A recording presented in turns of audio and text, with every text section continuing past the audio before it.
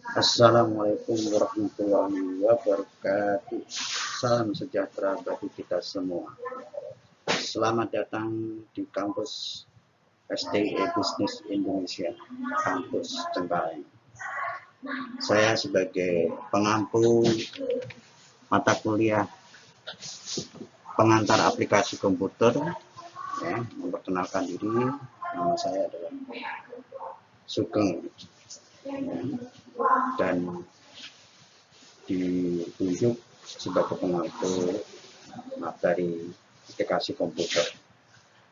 Materi ini karena kami masih dalam kondisi COVID-19, ya, pandemi, maka kuliah saat ini masih menggunakan PJJ, ya, kuliah online istilahnya.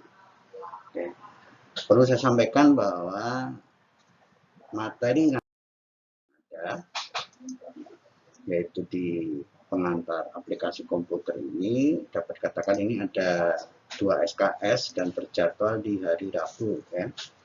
Hari Rabu pukul 20 sampai 21.30 ini. Sebelum proses kuliah, kita nanti ada absen dulu secara online, ya, dengan menggunakan platform Google Classroom. Sebelum kuliah kita mulai, materi kita akan saya jelaskan, yaitu sesi pertama dan kedua nanti kita belajar Microsoft PowerPoint, ya, dari blank presentation sampai nanti bagaimana mencetak slide yang ada. Ini pertemuan 1 dan pertemuan kedua. Selanjutnya materi yang pertemuan ketiga sampai ke-7 kita belajar Microsoft Word, ya, pengolah kata sini, di mana nanti pengenalan daripada lembar kerja sampai bagaimana mencetak suratnya. Setelah selesai dari pertemuan 7, pertemuan 8 adalah ujian tengah semester. Ini juga nanti dalam posisi ujian online, ya, tengah semester. Selanjutnya setelah kita ujian tengah semester, kita akan belajar pengolah angka, yaitu Microsoft Excel atau spreadsheet. Demikian juga materi ini adalah dari pengenalan nanti sampai ke cetak laporan. Dan 16 adalah ujian akhir semester. Ini materi kuliah nanti secara garis besar saya jelaskan di sini untuk pertemuan pertama sampai terakhir, yaitu pertemuan 16. Kami jelaskan bahwa dalam proses kuliah nanti ada penilaiannya, ya. Dalam proses absen itu 10%, ya. Keaktifan, ya, artinya keaktifan ini bisa mungkin dia tidak terlambat absennya, karena semua absen akan kami rekod, ya. Tanggal dan waktunya itu akan kami rekod sehingga dapat dikatakan by system, ya. Kemudian nanti kami akan memberikan tugas, ya, dihitung nilainya 20%. Kemudian ujian tengah semester 20% dan ujian akhir nanti 40 semester, sehingga dapat dikatakan ini adalah penilaian yang 100% untuk kuliah di mata kuliah saya ini. Sampaikan yaitu kriteria penilaian, dapat A, dapat B, dapat C, dan seterusnya. Itu jika nanti nilai dari materi absen sampai ujian akhir itu, ya, kita total. Kalau misalkan kamu nanti nilai kumulatifnya, nilai jumlah totalnya itu 80, maka nanti akan mendapat nilai huruf A dengan bobot 4, ya. Berarti kita nanti di dalam KHS kan muncul ada SKS, ya, SKS sistem kredit semester, dan nanti ada IP semester maupun IP kumulatif nanti akan dicantumkan. Ya. Kemudian kalau nanti nilainya itu 77 sampai 79,99 itu amin, dan seterusnya. Ya. Kalau misalkan nilainya itu kurang dari 45 adalah E. Ya. Artinya bobotnya. Bagi mahasiswa yang nilainya nanti adalah kurang, baik D, ya, ini diharapkan adalah SP ya, semester pendek itu, tapi biasanya semester pendek atau semester perbaikan itu kami laksanakan di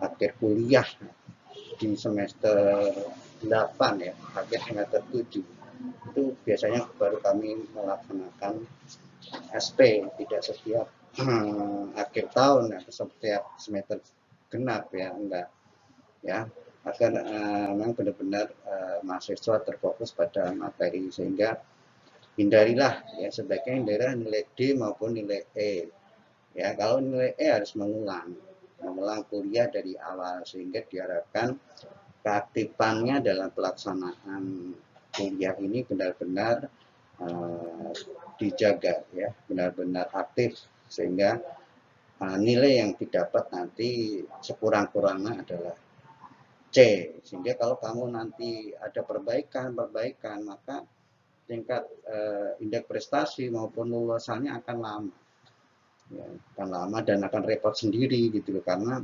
kemungkinan kurikulum di setiap angkatan itu berbeda, takutnya nanti tidak ada mata kuliah A lagi karena ada perubahan kurikulum dan sebagainya, sehingga repot sendiri ya. Sehingga kami harapkan kalau mahasiswa nilainya D atau E itu adalah untuk mengulang ke semester berikutnya. Misalkan semester 1 itu ada nilai D atau E, kamu nanti bisa mengulang di semester 3 bisa ya, dengan syarat bahwa indeks prestasi dan jumlah SKS itu harus sinergi.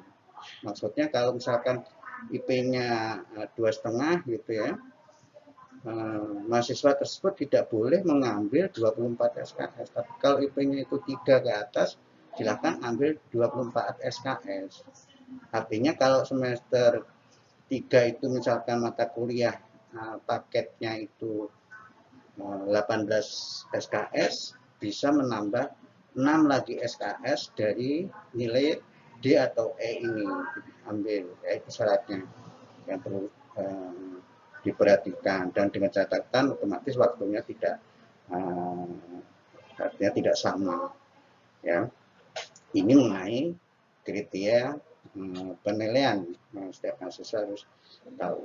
Dan biasanya kalau nilainya itu 3,5 ke atas IP-nya, nanti ada IP 3,5 ke atas ya, diharapkan kalau memang nanti ingin mengajukan beasiswa Yayasan DKI ya silakan ya, nanti syarat dan ketentuan akan disampaikan setelah kelihatan indeks prestasi yang didapat itu berapa, yaitu mengenai lama studi. Nanti kuliah para mahasiswa itu pada umumnya adalah 3,5 tahun. Nih, ini ditempuh semester 1 sampai 7. Kalau nilai kamu misalkan jelek, maka akan lebih dari 3,5 tahun, karena kami sudah planning merencanakan 3,5 tahun ini studinya adalah selesai.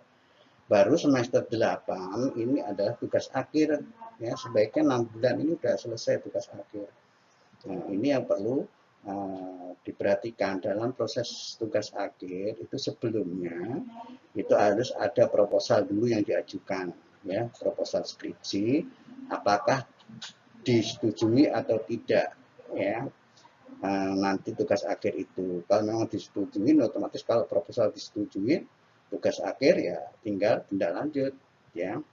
Itu yang perlu saya sampaikan, sehingga memang benar-benar mahasiswa itu punya schedule, punya target bahwa 4 tahun lulus selesai wisuda ya, tidak usah lama-lama.